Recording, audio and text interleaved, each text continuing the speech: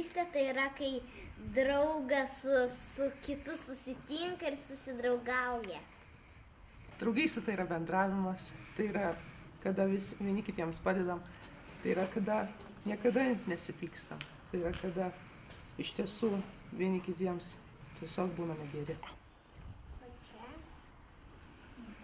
Draugystė tai kas yra svarbiausia ir draugas nesipyksta, kad to įsaitia, kad to. Draugystė yra, kai reikia draugauti ir žaisti.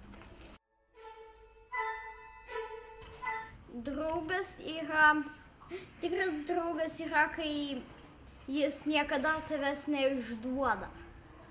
Kaip tu labai myli savo draugą. Kuriam gali pasakyti savo paslaptis. Tikras draugas yra, kur draugas nepylatė. Aineras. Nes mes daug žaidžiam ir durniuojam. Nedurniuojam, žaidžiam. Žaidžiam. Daug žaidimų.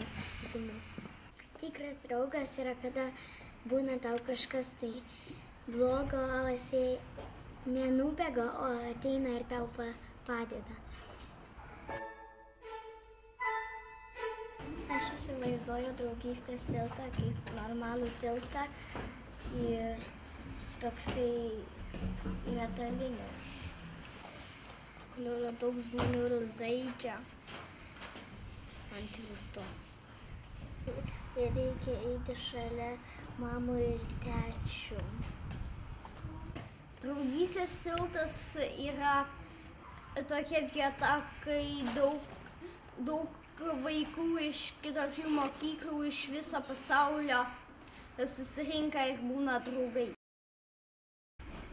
Tas tiltas raudonas ir ten daug žmonių ir iš visos pasaulis, ten Amerikoje, ir iš ten draugauja ir žaidžia. Draugystės tiltas yra, kur tu eini, ir tu ten tik linksmini, išmoki naujų daiktų ir surandi naujų draugų.